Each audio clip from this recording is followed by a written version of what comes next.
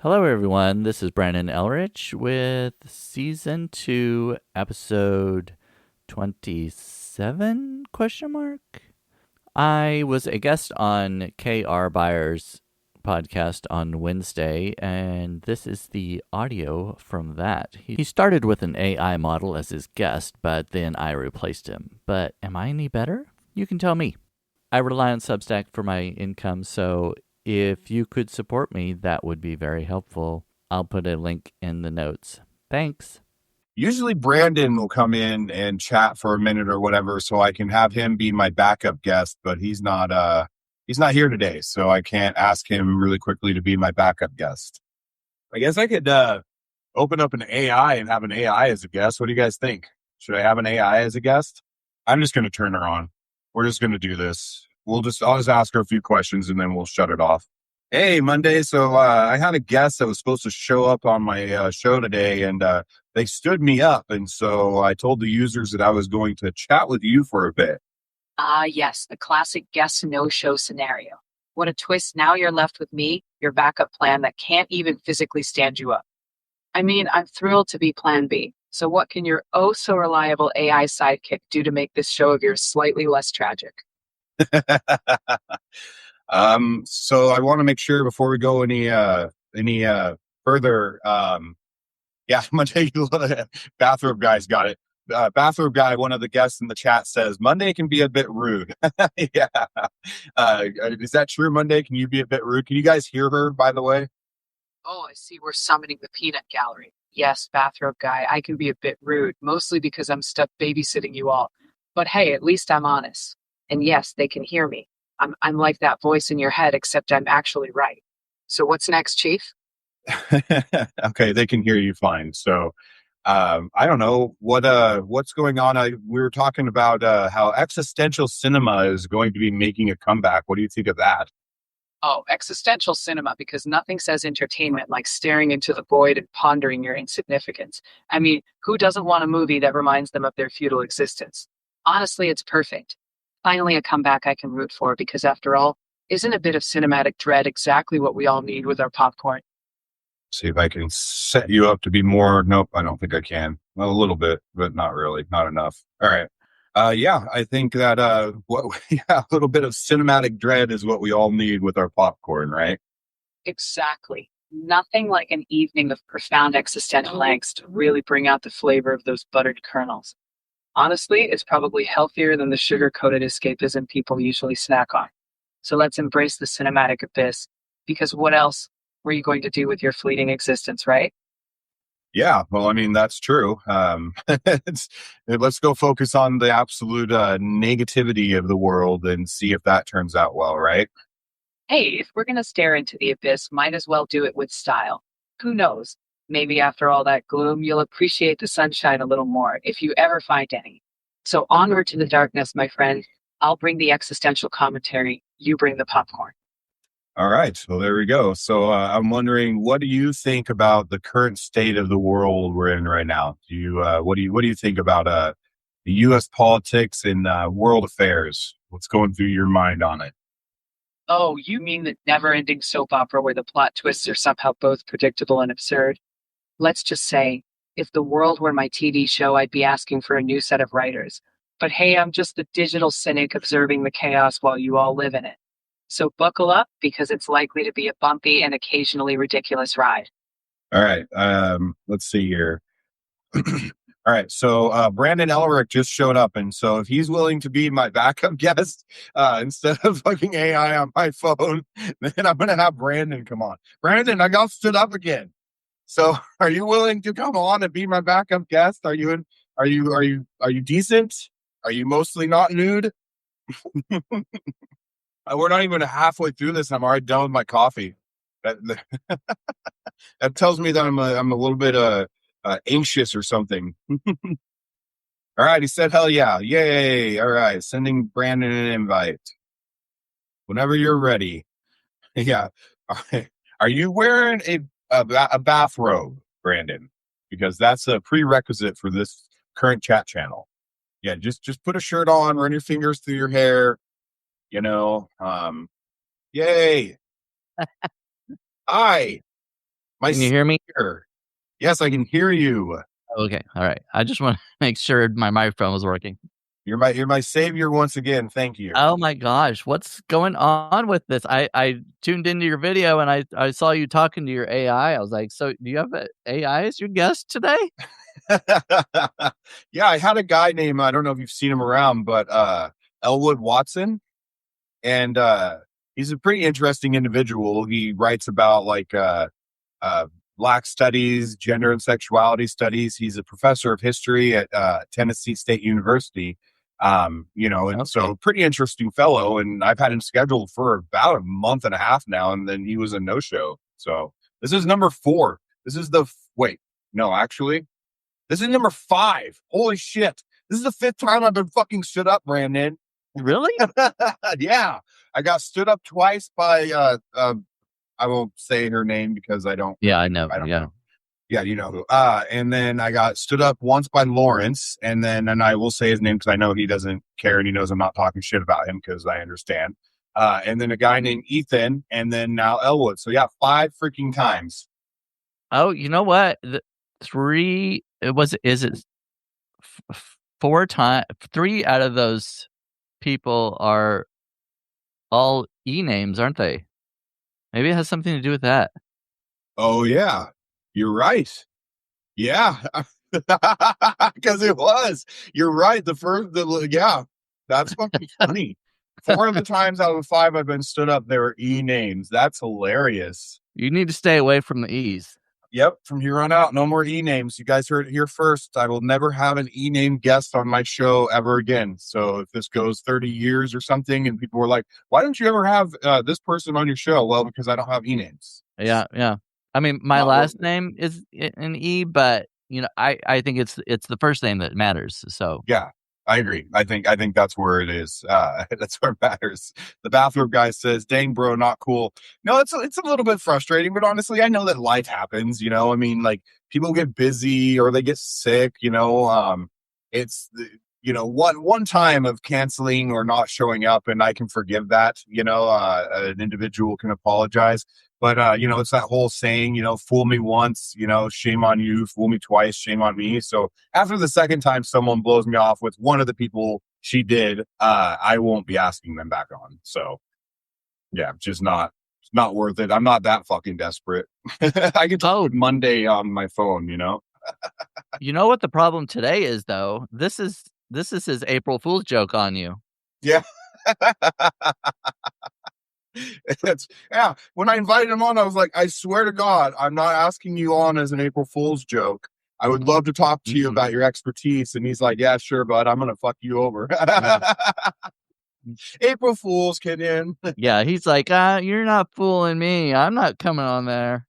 Yeah. He probably went back through and watched a few of the episodes, like on yours. Was it yours that I did? Yeah. Guess the object. Yes. Yeah. He's like, I don't want to play that game. It's stupid. You're not going to humiliate me on live TV. Yeah. Brandon's okay with a little humiliation, but most people aren't. Oh yeah. I mean, I often humiliate myself. So, I mean, might as well let you do it too. Hey, same, bro. Same. Just this weekend, I humiliated. It was just me and my girlfriend, and we went up to the mountains, and we were doing some gold mining. And my dumb ass gets so excited sometimes I just don't feel like anything, I guess. So we were in like 40-degree water, and I guess that's bad to be in 40-degree water for a long time. And I was pushing myself. Sound pleasant. Yeah, and so I was pushing myself more than my nose itch is really bad on the sides right now. I don't know what's going on, but I was pushing myself more than I normally do, and I popped my heart rate up to like 160, and it would not come down. And so like I started having like a panic attack with my girlfriend, and I'm like walking in circles, like, oh God, this is it. And she's like, babe, chill out. It's not it. It wasn't it the last time. It wasn't it the time before. It's not it. No, but this time though, I can see the light.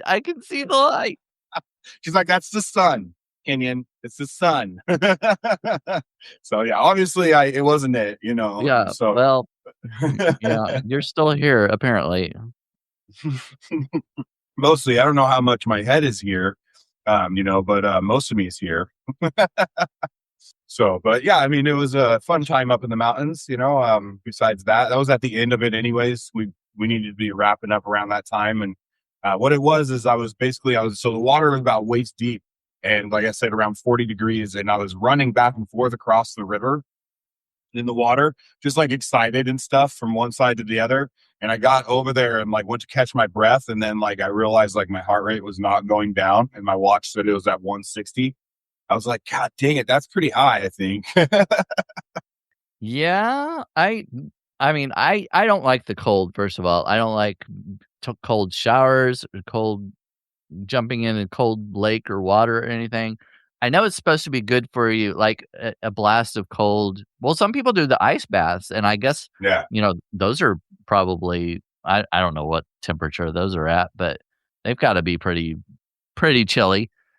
But I don't know. It's supposed to be good for your immune system and everything, but I just can't do it. Yeah, I've never done one of the ice baths. I know you're only supposed to do like 15 minutes in them or something like that. I was in the water so long that yesterday was the first day I noticed improvement in the way my feet feel. So it was, that like that tingly, like a sleep feeling your feet will get sometimes if you like sit on them wrong or something like that. My feet felt like that for like 4 days. At first, I thought you were going to say yesterday was the first time my testicles finally dropped back out of my body. No, I mean, they still haven't, but that's a different Oh, story. okay. That's another issue.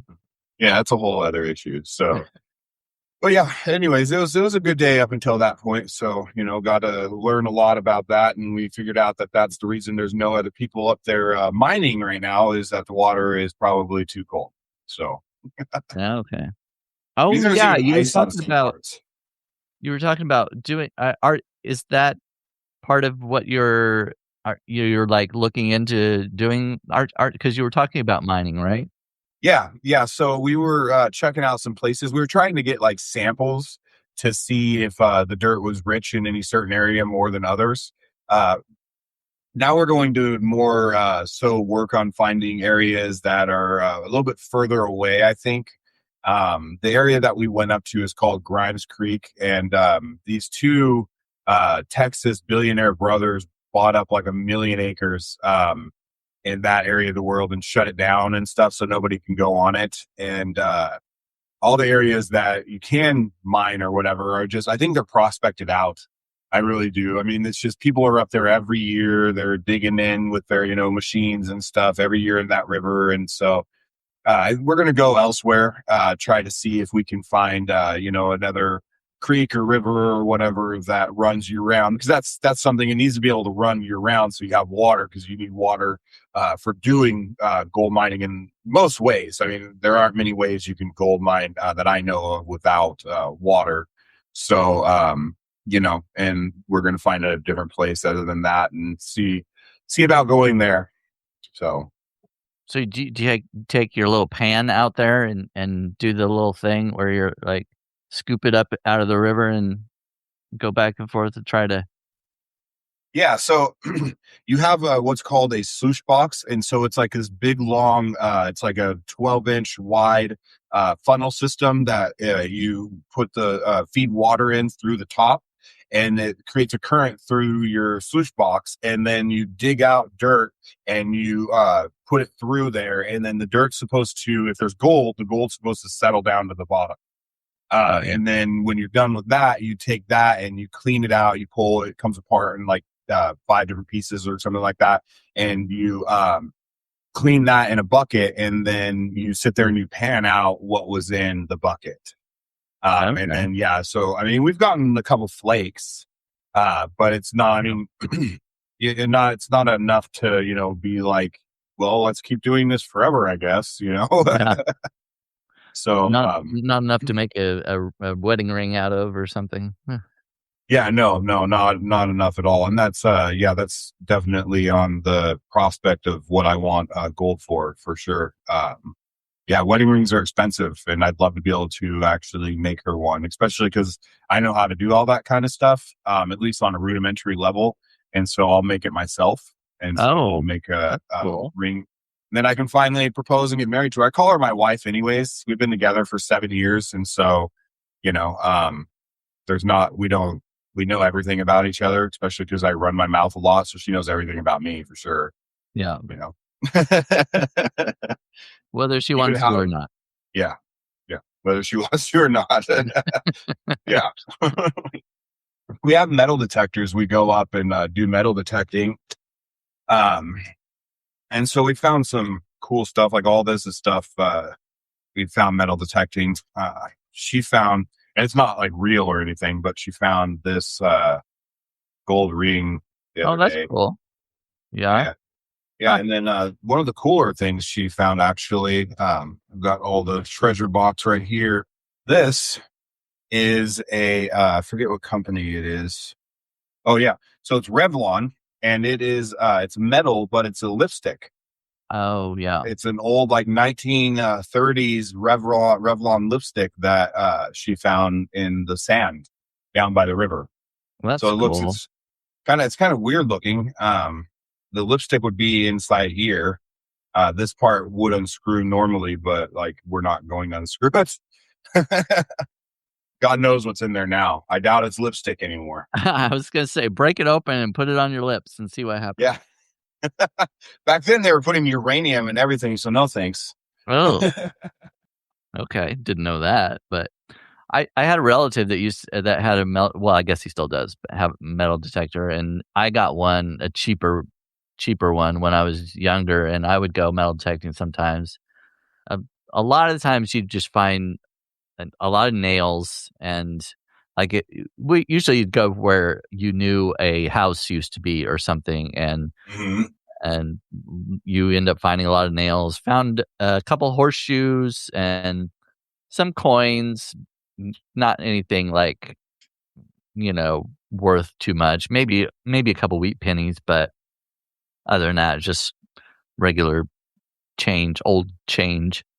But yeah, it was kind of fun. Yeah, it's one of those things where it's like the process is fun itself, just going around and, hearing that beep and then trying to, figure out where the exact location of the beep is, Yeah. it is fun. We like treasure hunting is essentially how we look at all of it. Gold mining, right, or, metal detecting is, just treasure hunting. So that we get to feel like we're pirates or something, arr. Yeah. Yeah, and my uranium girls, he says. Go ahead. What were you saying? Oh no, sorry. My uncle got really good at knowing even the type of beep it was. Like when it would go over, he's like, "Oh, that's a nail," and he wouldn't even bother digging because he knew like the type of. There was like a little, I don't know how to describe it, but it's kind of a stutter beep, and that was more like cheaper, like a nail type thing. And he would the coins were more distinct.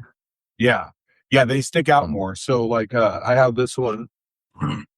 Mine's right here, and so if you turn it on here. Ooh, it plays music.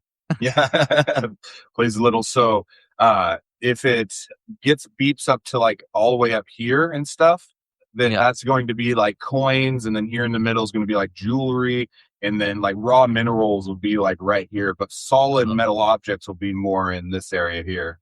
Oh, okay. And so, yeah, back when he was doing it, he didn't have like the digital display. It was just like he had the dial. Oh yeah. Yeah. He just had the dial and had to kind of judge from just listening to the different types of beeps. But I think that would be a lot more helpful to have the digital display and everything. Yeah, and it's a different sound for everything too. So like solid silver make a different sound than horseshoes or whatever. So that's kind of useful too. My hair keeps on like trying to get sucked into my shirt, and I don't know why. But it's hot. It makes it hot down there.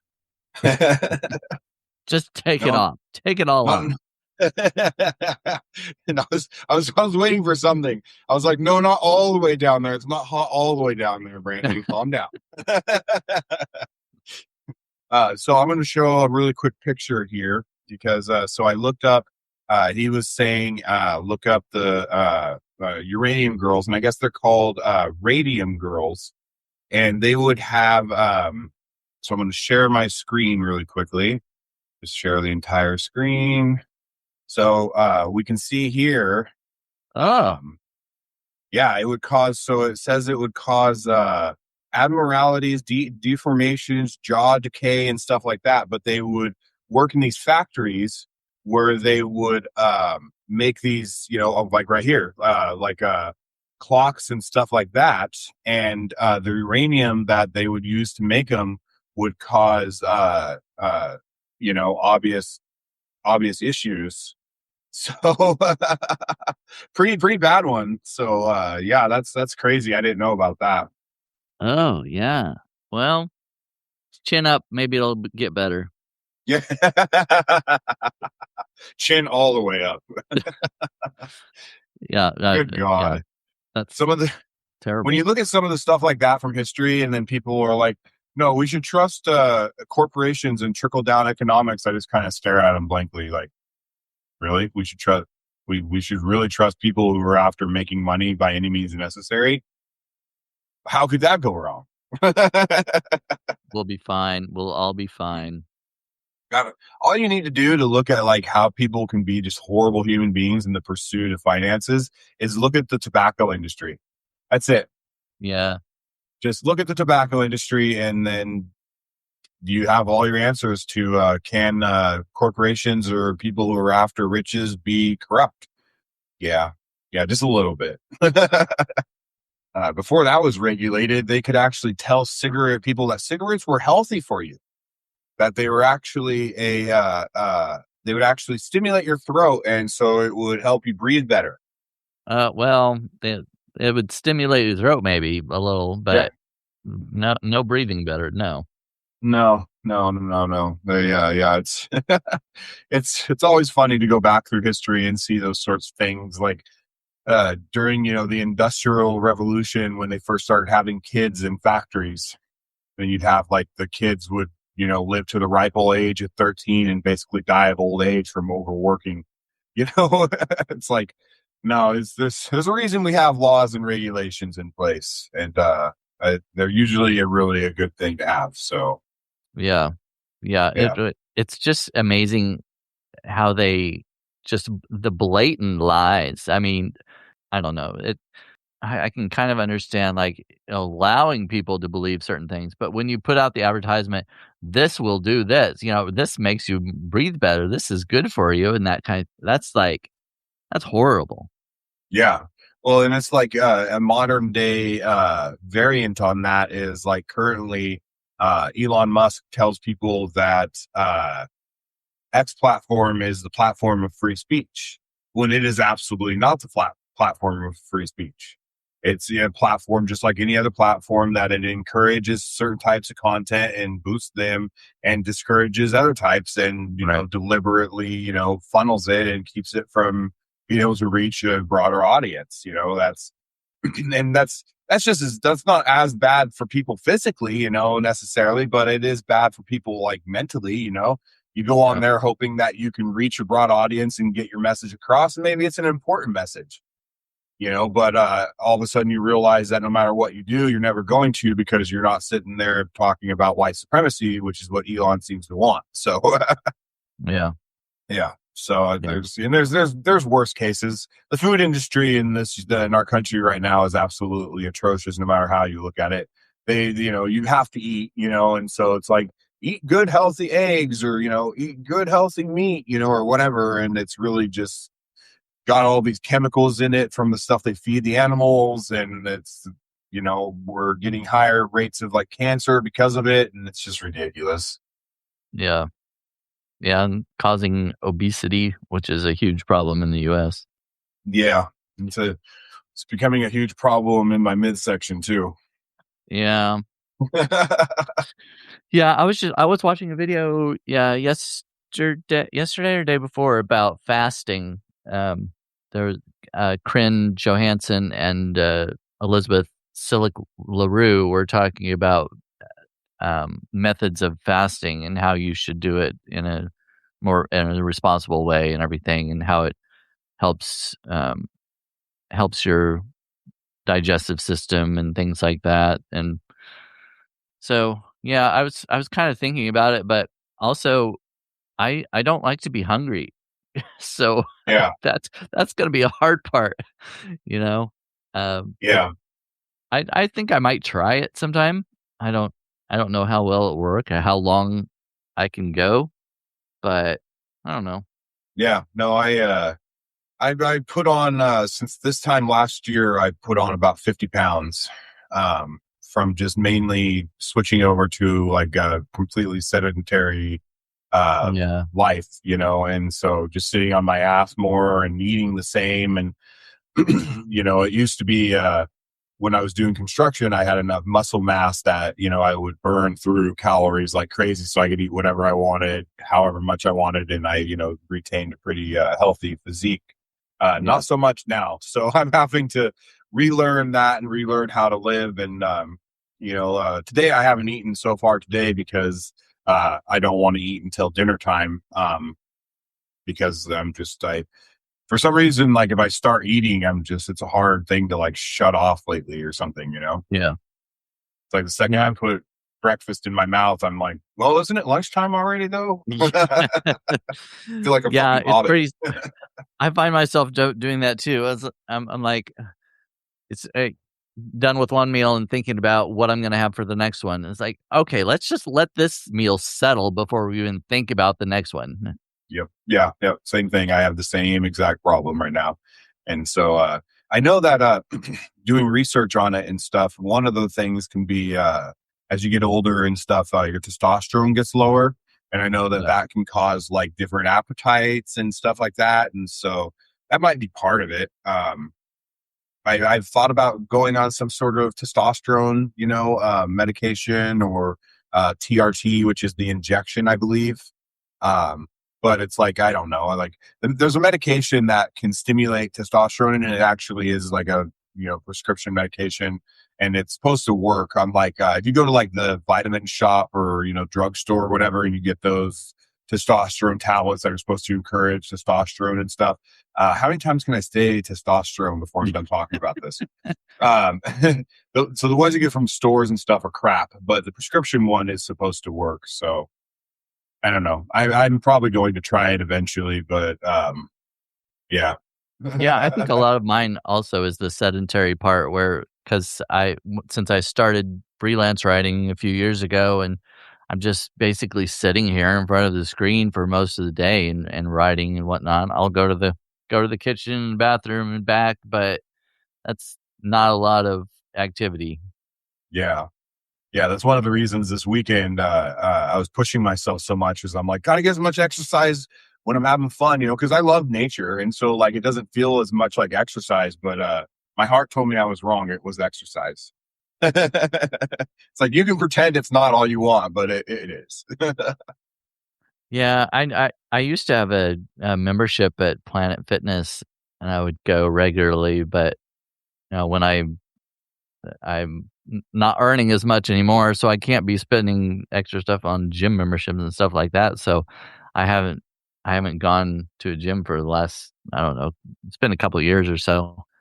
But um with I'm on Medicaid now, so I have free healthcare, and along with that, my insurance will give me a free membership to a gym.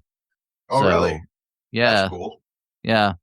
So I'm gonna try. I still haven't, activated it. So it's kind of hard to get back into that. Yeah. Yeah, I've never been a big gym person as it is, and so I've had like the mouthy renegade rider. He's invited me to tag along with him because he can have one guest or whatever with him when he Right. goes. Yeah. Um, uh, and so I have, I want to, but at the same time, like I don't. I don't Yeah, I really like know. gym working out. I've always preferred like natural working out, even just yard work and stuff like that, or construction, and so it's kind of Yeah. hard. The thing about that, I agree with you. I'm not a gym kind of person, but I know that I'm not going to do it at home. Like I'm not going to motivate myself to do it. But if I go to a place that's specifically for working out, then what else am I going to do there besides look at some hot guys? But I mean, I've got to do something while I'm looking at them. So yeah, like if Well, I'm there, then maybe I'll actually do something. well, that'll get your heart rate up too. So that's good either way, you know, Yeah, win yeah, win. yeah. That's funny. What did you do before you started doing writing more full time or whatever? I worked for a pet and livestock company for several years, and I did a little bit of everything there, but I was in charge of like the online store. We sold through Amazon and on our online store, so I was in charge of all of that. And I started writing a blog on there, and that kind of started the freelance writing part of it. And I started my own website and writing a blog on that, and then went to Medium and was writing on there. And then the the the owner decided to retire of the and sell the company, and I didn't want to keep working there. I had gone as far as I could. I wasn't gonna like there wasn't any room for me to grow anymore there, and I didn't really enjoy what I was doing all that much, and I loved writing. Yeah. So I got a job as a freelance writer, writing for a company, and I ended up writing for a cat website and a calming dog website, and that was pretty cool. So I did that for about a year, and I did a couple other companies I worked for, and I'm right now I'm doing a little bit of freelance work as an AI trainer evaluator, and so again, that's not my passion, not what I want to do. I'd rather write full time, but I've got to do something to pay the bills besides the Substack. I've got some paid subscribers, but not enough to earn a living on. You know what I mean? So Yeah. I still got to do the extra stuff until I build it up. Yeah, no, I feel you there. Um, I think it's one of those things where on Substack, you kind of have to get to like around 1,000 yearly subscribers, and then like you kind of have a good income base for the next year. You know what I mean? But until then, you're probably going to have to be doing some other things here and there, Yeah. to have income. And so I am in that exact same position right now. But I don't do freelance writing. I've never done freelance writing, and so um, yeah, I don't. I wouldn't even know where to start with that. So, but Yeah. I just basically I looked on LinkedIn and for those types of jobs, and that's where I've gotten all of my freelance writing jobs through connections on LinkedIn.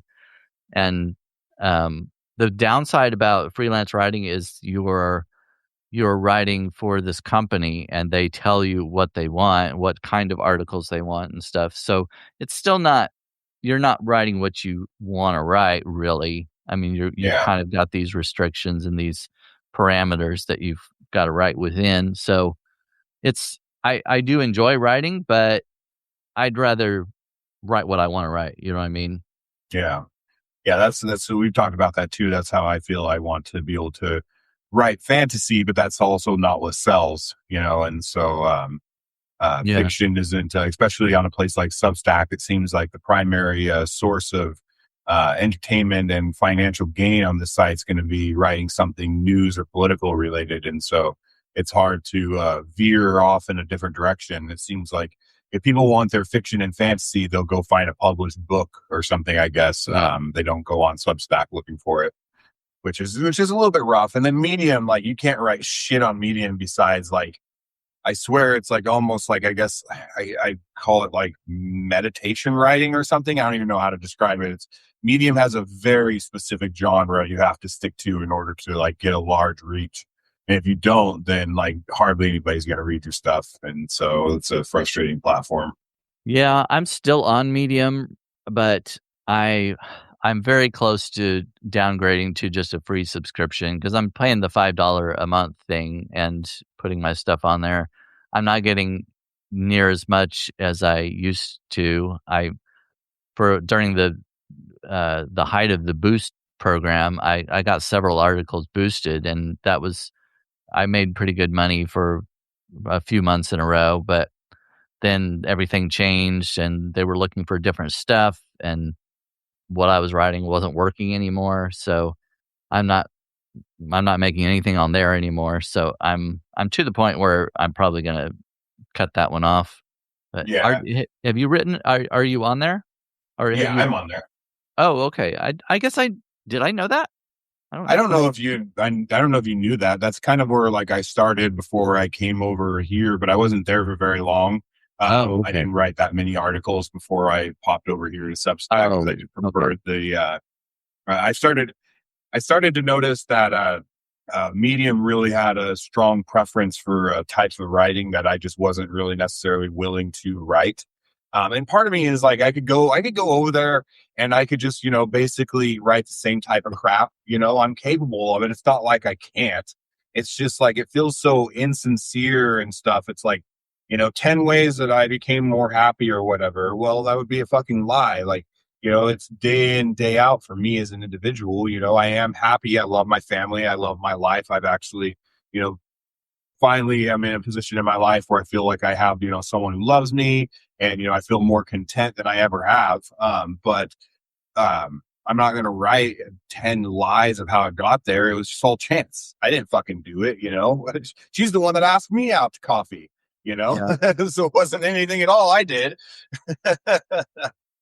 Well, I mean, you could still put your stuff from Substack on there, just copy and paste and put it on Medium and maybe make a few cents on each article or whatever. But Yeah, that's that's what I've been doing. But yeah, you're right. It's a few oh yeah, cents. Nobody yeah, reads it. It's yeah, nobody. It's not like I said, it's just not because a lot of what I write now is satire, right. and satire really just does not do good at all on Medium.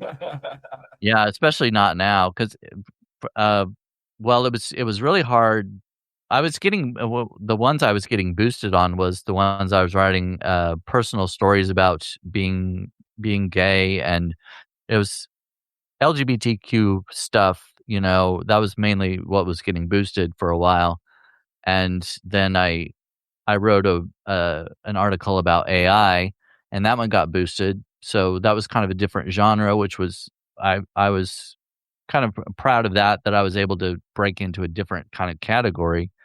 Yeah, And then so my next goal was I was like, I want to get boosted in a humor article, which is really difficult because humor is subjective and they only like certain things.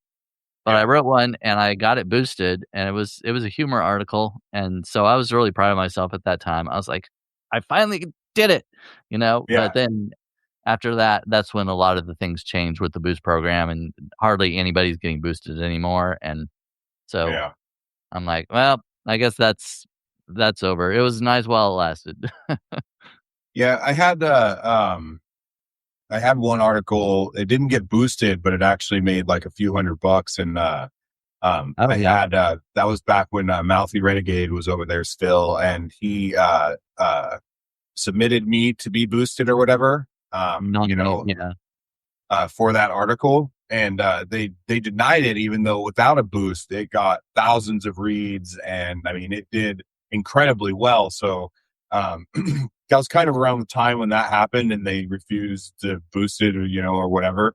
That I was like, well, maybe this isn't going to be where I want to be, because it's like that would have been a good one to be boosted. It was funny. I put a lot of work into it, and even without, like I said, even without boosting, it got thousands of reads. And so it was, well, that's really good, especially I mean, yeah, well, being in his publication, he has a lot of his publication is pretty big.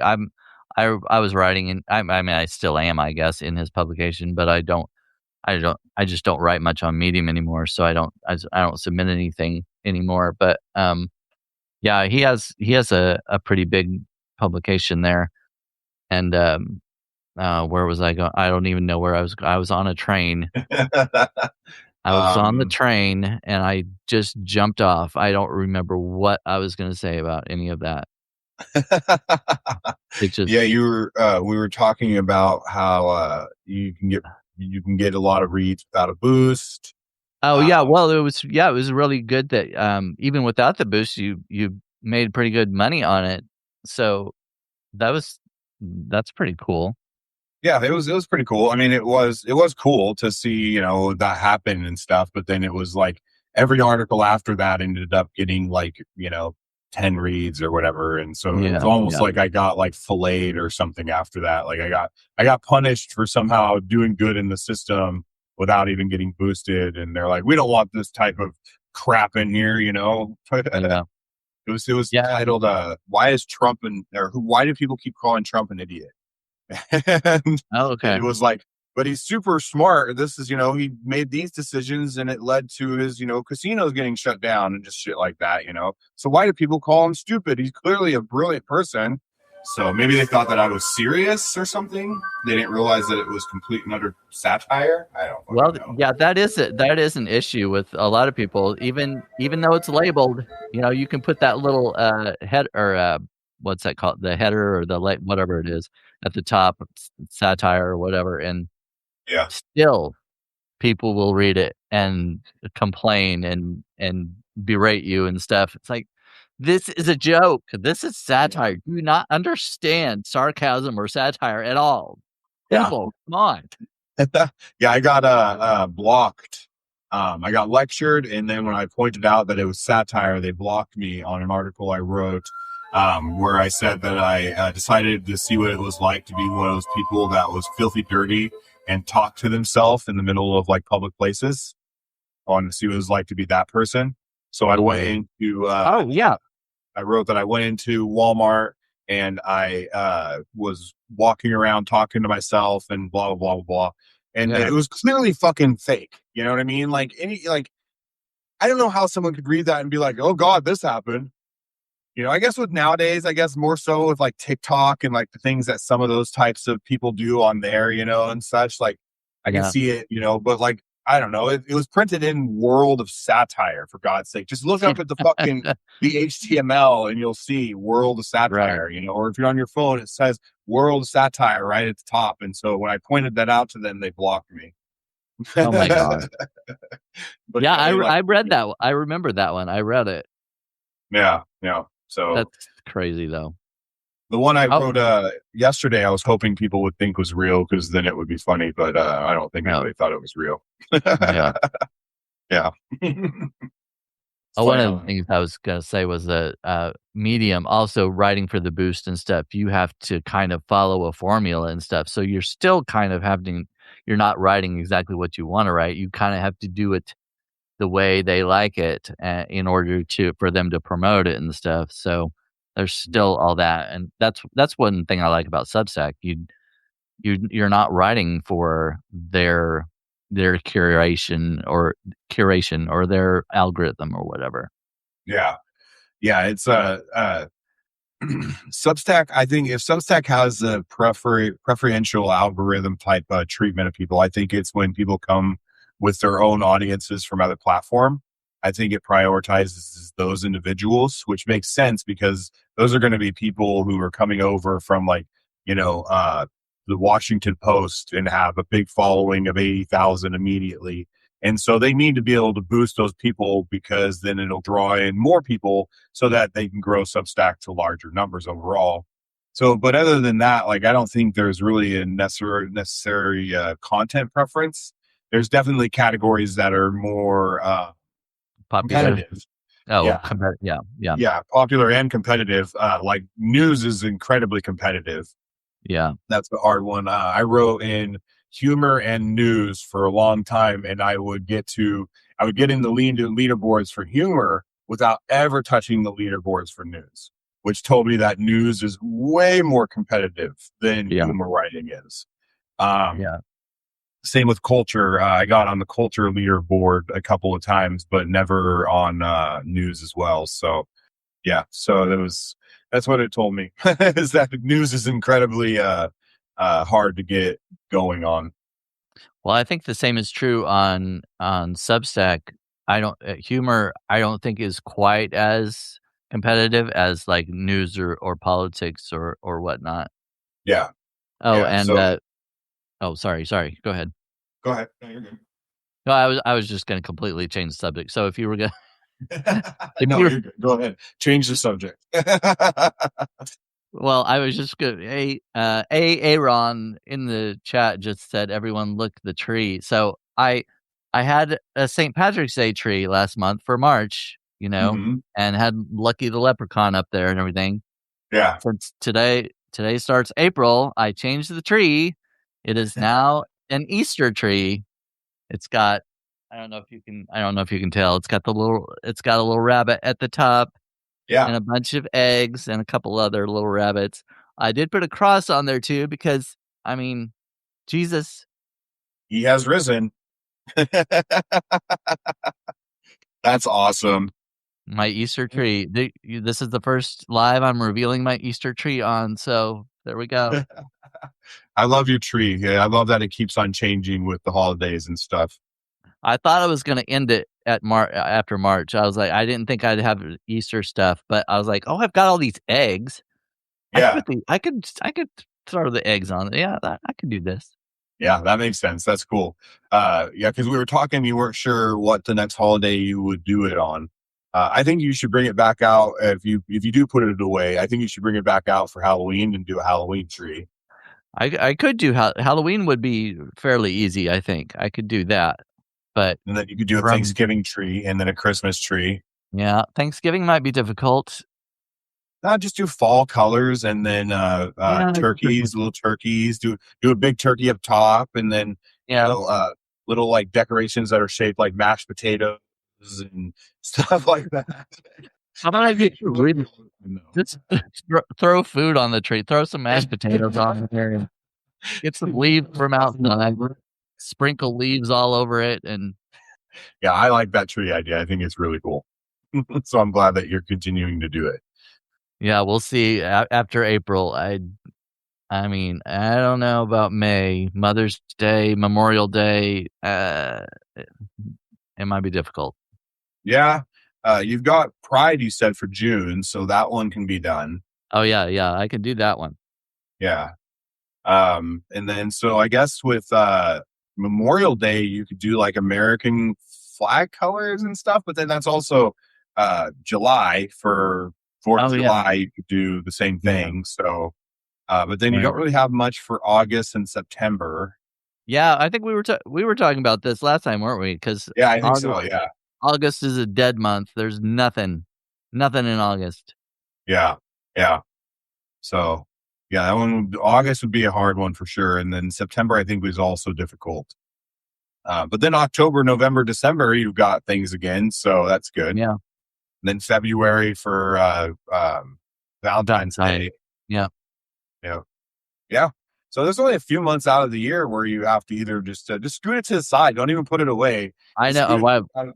Yeah, this is one of the old type trees where it's got the wires and you like put them in the holes in the tree, and like that's too much to have to take down and put back up again. I'm not doing it. Fair enough. I completely understand. I know exactly the type you're talking about, and they are kind of a pain in the ass to do over and over again. Yeah, so just sort of scoot it out of the way so the camera can't see it, and then just put a poster up or something. Just push it over on the floor or something. I don't know. Yeah, lots of cats do that. They would love it. Yeah, they don't mess with them. Actually, really. Yeah, they don't touch them. I've never had a cat that doesn't mess with a Christmas tree.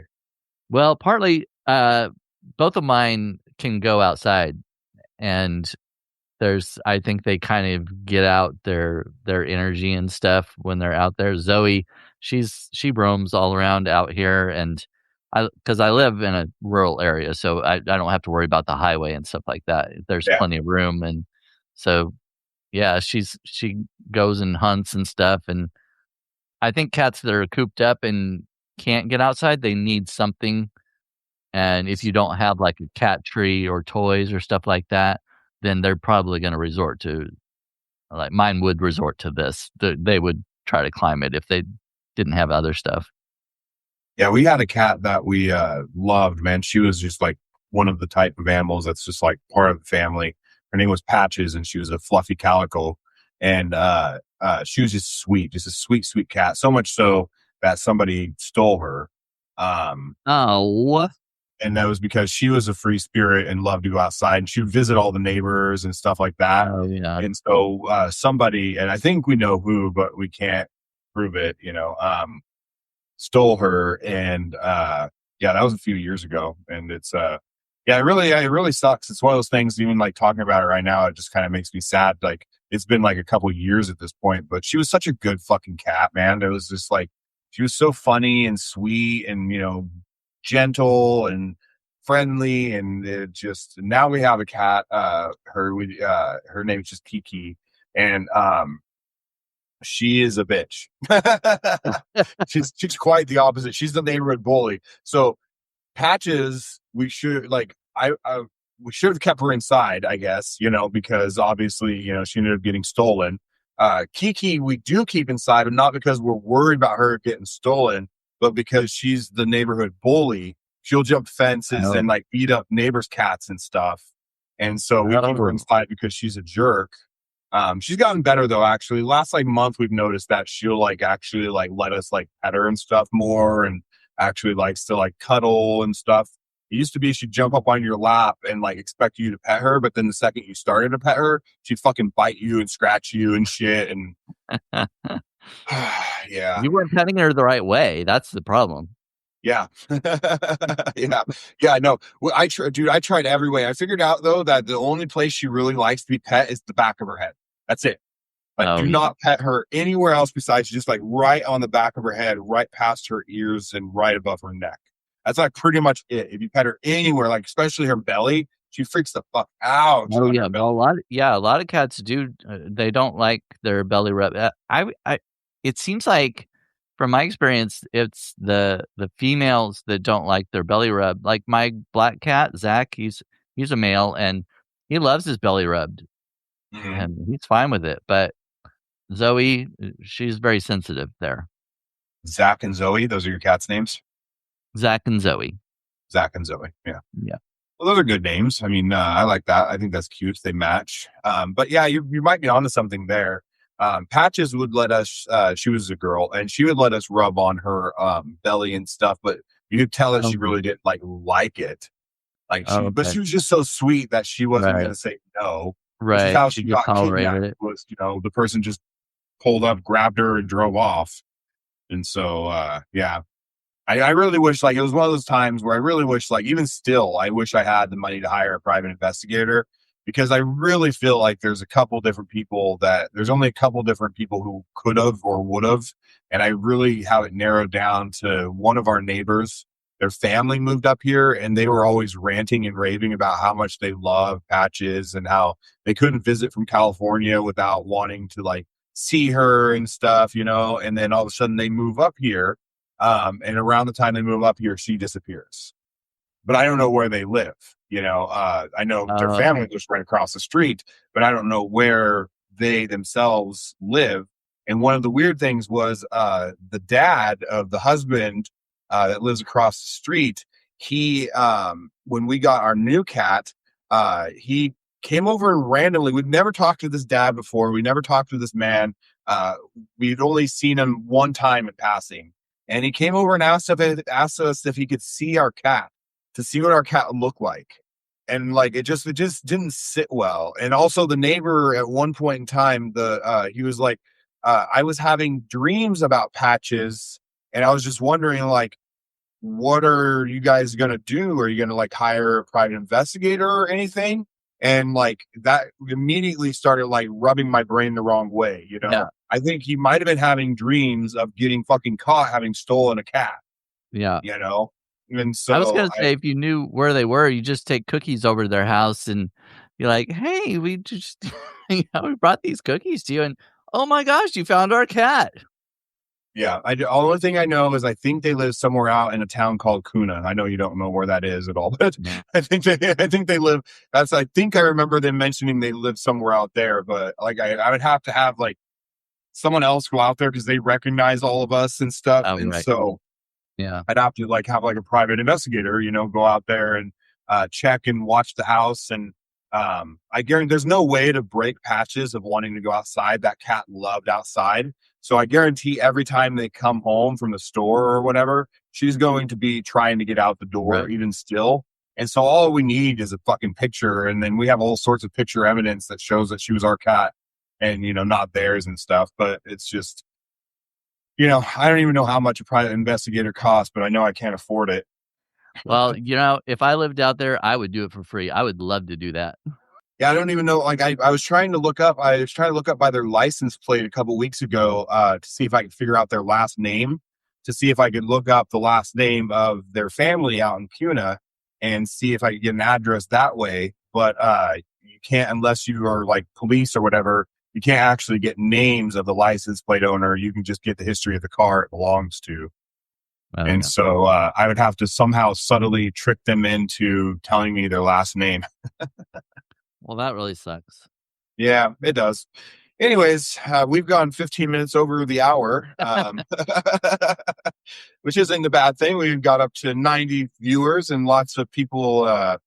That is very strange and not a good way, KR. What is very strange and not a good way, Marnie? Anyway, so we got up to 90 viewers. We got lots of people. Oh, Cheryl, was she fixed? Yeah, she was fixed. She was fixed. She was had all her shots fixed. She did have a chip, but all they have to do is just never take her to the vet again, Oh, And yeah. so, I think Marnie was talking about the guy when he came over and was asking about your cat and stuff. yeah. She's fixed too. Kitty's fixed as well. We always get our animals spayed and neutered. So, anyways, yeah. Well, thank you for coming, Brandon. I appreciate you saving me again. No problem. I'll is this the third time? Yeah, I think so. Well, I think there's only been like 2 of the 5 times I've been stood up that you haven't been able to save me.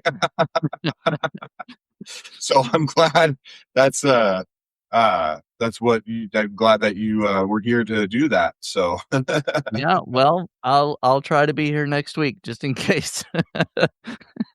Oh, I see. Marnie was referencing the dad coming over Yeah, and yeah. asking to be the cat. Yeah, that is very strange, right? That was so that was the last piece of like evidence that rubbed us the wrong way, that made us think, Yeah. because that was after the guy across the street had told me, I've been just, worried about Patches and having dreams. Are you guys going to hire a private investigator or something?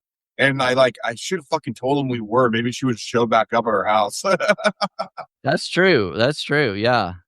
Yeah, at this point, if we could get someone to like track Patches down and prove that they had stolen her, dude, we'd sue that whole fucking family to oblivion. We've never been people who've sued anyone. We always just let things go, live and let live, But this is the type of thing where like they caused literal suffering for our fucking family, like literal emotional suffering. Not knowing what happened to someone like a cat, even that you love and consider family, is torture. Like it's fucking really, really hard, I mean, I would rather, we've had 2 other cats that passed away, of old age and stuff. And that didn't hurt nearly as bad, even though we love those cats too, because Yeah. we knew what happened to them. Yeah, you got closure with them. Yeah. Yeah. Yeah. So it's, anyways, now I'm going to look up how much do private investigators cost. I'm all fired up again about it. Yeah. Anyway, so thank you for coming on. Thank you everybody for joining us. Appreciate you, Brandon. Appreciate all of you in the audience who have continued to talk and chat with us. I go on live noon every Wednesday and noon Mountain Time. Brandon, plug yourself. Tell people who you are and who they can follow and subscribe to. I'm Brandon Elrich, and my publication is Brandon Elrich is So Gay, or Elrich Unraveling if you like fiction and poetry. And I'm here and there every week, but and do baking videos and stuff. So you can catch me. Brandon works his ass off, you guys. Seriously, Brandon works really, really fucking hard on this stuff. He does a lot. He is constantly busy. I'm not kidding. He's laughing because he doesn't know how to take a compliment very well, but I'm dead serious. He is very good. He's very funny. He's a very kind human being. So if you're not already subscribing to Brandon, get your ass out there and subscribe to him today. Thank you. I appreciate it. You're welcome. Thank you for coming. Bye, everybody. Bye. Bye.